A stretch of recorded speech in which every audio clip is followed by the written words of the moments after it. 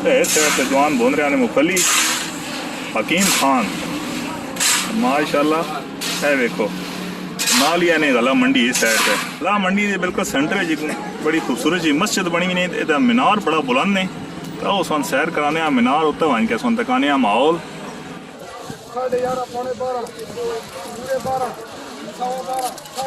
India اور Tajikistan تو مفلی آ گئی ہے.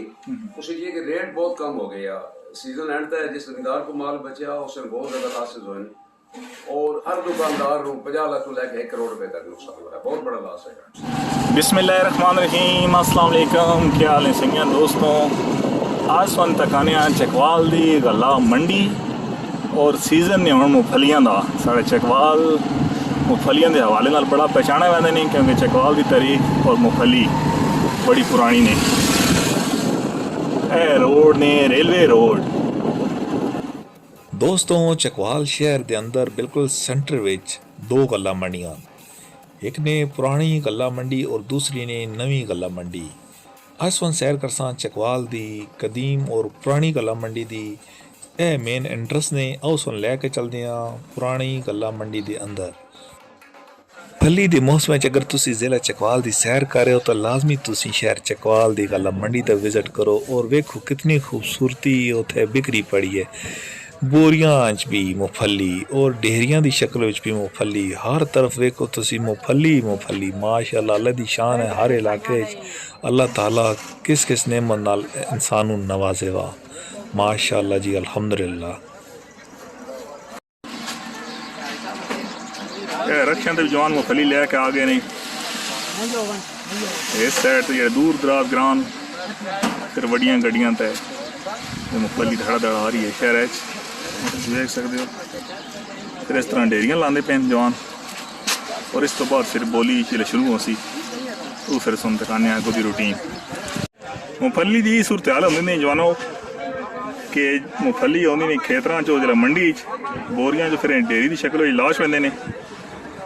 کہیں گھٹ ہوندی ہے کہیں زیادہ ہوندی ہے. اسی طرح پھر وہ نام لکھا ویندا مطلب یہ مفلی آئی نے گاؤں رانجھا تو. ماشاءاللہ دیکھ سکتے ہو ہر گراواں دی اپنی اپنی پرچی لگی نے. ہر بندے دی ہر ذمہ دی اے تک تسی یہ لگتا سدھر گراں نے اتوں آئی نے. اے ڈیریاں لگ گیا ہونے تھوڑی دیر تو بعد بولی لگ سی تو سن بھی کھانے ہاں. ماشاءاللہ سینٹر میں جڑا منڈی دے مسجد نے دیکھ سکتے ہو تسی بڑی خوبصورت جی. اس سائڈ تے مفلی دی گریڈنگ ہو رہی نے یعنی کہ کیٹیگریاں علیحدہ علیحدہ جوان کر رہے ہیں. لا منڈی دے بالکل سینٹر جی بڑی خوبصورت جی مسجد بنی ہوئی نے. یہ مینار بڑا بلند نے تو سن سیر کرانے مینار اتنے ون کے سن تکانے ماحول. دوستوں لازمی تو لائک کرنا ویڈیو میں شیئر کرنا. اگر تو چینل ہے اور سبسکرائب نہیں کیتا تو سبسکرائب ہی کرنا. اور اس لے کے چلتے ہیں بالکل ٹاپ تے سیڑھیاں دی حال تسی دیکھ سکتے ہو کہ جنگلی کبوتراں ہر جگہ تے کھاد بنائی گئی ہے. اے تک انڈے بھی ماشاءاللہ اللہ دی شان ہے. الحمدللہ سی پہنچ گئے نے اتنے بالکل ٹاپ تے تو بڑی ٹھڈی ٹھڈی آواز چلی بھی نہیں. تو ویکھو شہر چکوال دا نظارہ کتنے خوبصورت ہے. اس مینار تے گلوک ہے. تو اے جڑا سن ریلوے اسٹیشن نظر آ رہا اس غلہ منڈی نال دن بڑا ہی پرانا تعلق ہے کیونکہ غلہ منڈی دے وچ جڑی آڑتان یہ دن کسی دور وچ اس ریلوے اسٹیشن دے گودام ہوندے جڑے بعد وچ کنورٹ کر کے اس غلہ منڈی شامل کیتے گئے. تو ماشاءاللہ ویکھو بہت ہی زبردست نظارہ. اتوں تسی ویکھو مفلی سن نظر ہو سی تھلے بالکل چھوٹی چھوٹی پہاڑیاں دی شکل وچ ڈھیر لگے پین. پورے چکوال دے جڑے گران اتوں اتنے آستہ آستہ لوگ آ کے کٹھی کر رہے ہیں اور اتنے پھر انہیں بولی لگ سی اور پھر سیل ہو سی.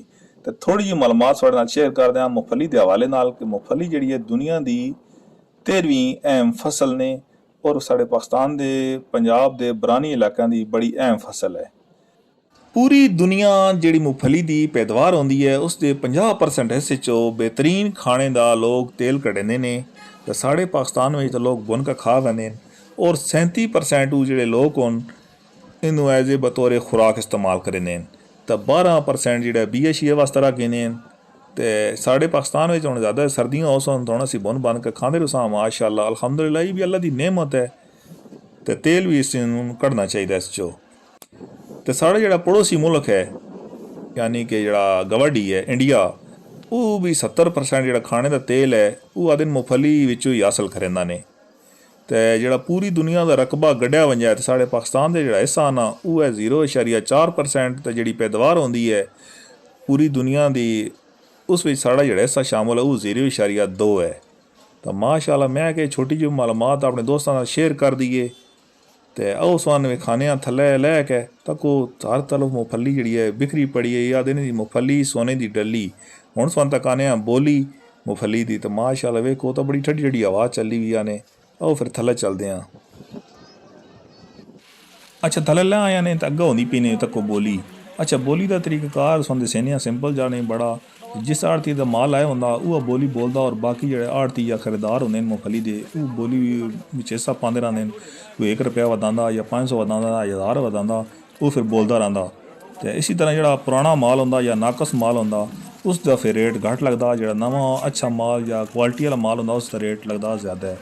ਤਾਂ ਜਿਸ ਆੜਤੀ ਜਾਂ ਜਿਸ ਖਰੀਦਾਰ ਆਖਰ ਤੱਕ ਬੋਲੀ ਲਾਈ ਹੁੰਦੀ ਹੈ ਜ਼ਿਆਦਾ ਸਾਰਿਆਂ ਤੋਂ ਉਹਦਾ ਨਾਂ ਫਿਰ ਰਸੀਦ 'ਤੇ ਲਿਖਿਆ ਪੈਂਦਾ ਕਿ ਯਾਰ ਇਹ ਫਲਾਂ ਖਰੀਦਾਰ ਜਾਂ ਫਲਾਂ ਆੜਤੀ ਹੈ ਖਰੀਦ ਗਈ ਹੈ।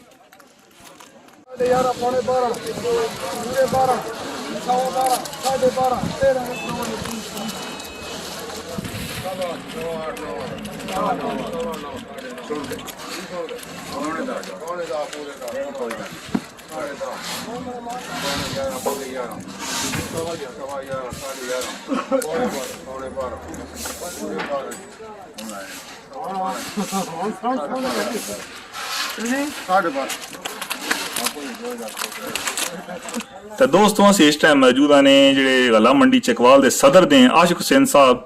ਇਹਨਾਂ ਕੋਲ ਥੋੜੀ ਮਾਲੂਮਾਤ ਰਹਿੰਦੇ ਆ ਆਪਣੇ ਚਕਵਾਲ ਦੀ ਗੱਲਾ ਮੰਡੀ ਦੇ ਬਾਰੇ ਚ।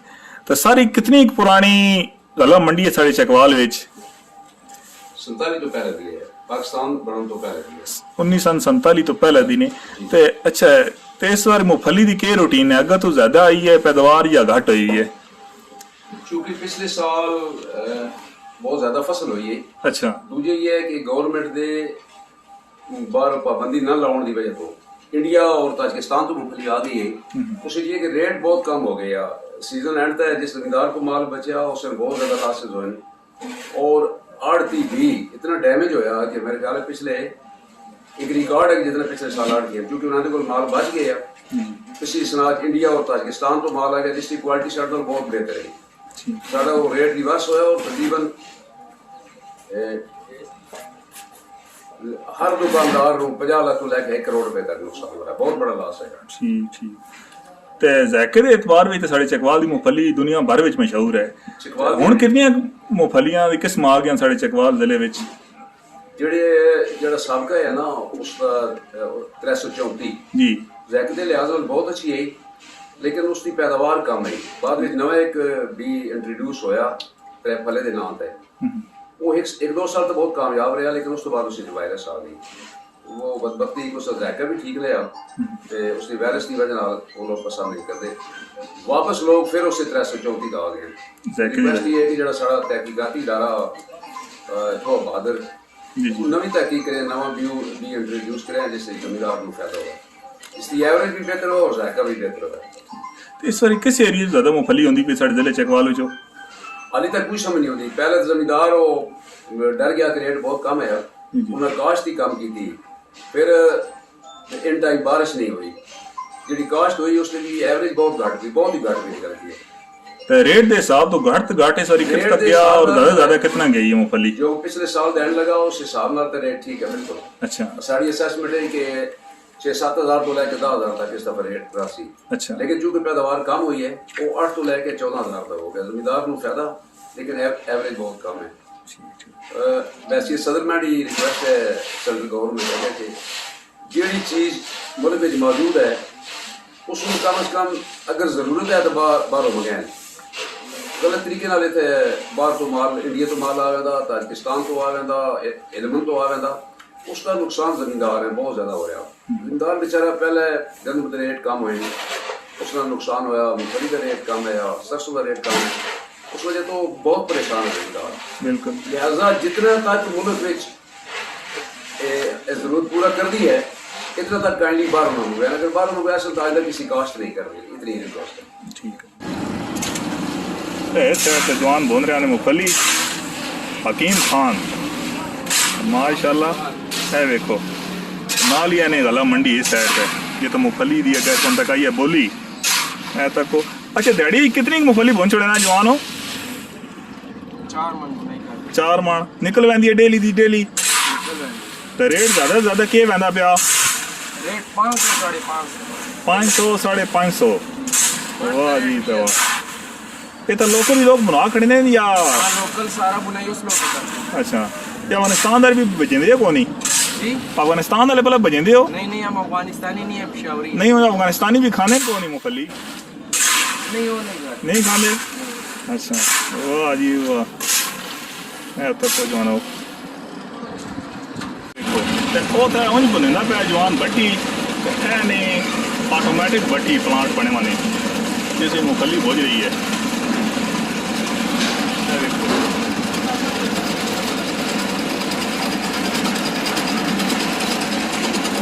امید ہے سارا ویڈیو پسند آئی اسی.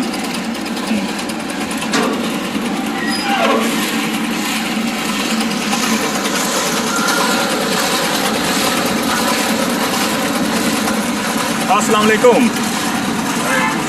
یہ اسم شریف ہے کیا نام ہے؟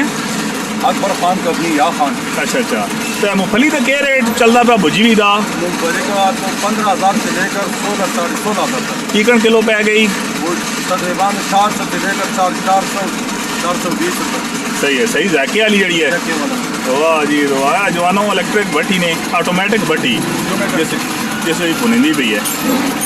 یہ ساڑھے چکوال دی مشہور مفلی چکوال کا ایک نمبر. کتنے سی ہے؟ 20 مونگفلی. اچھا یہ پچھلے سال 650 روپے تھا. اچھا اس سال وہی مونگفلی کا ریٹ وہی بنے. ٹھیک ٹھیک ٹھیک.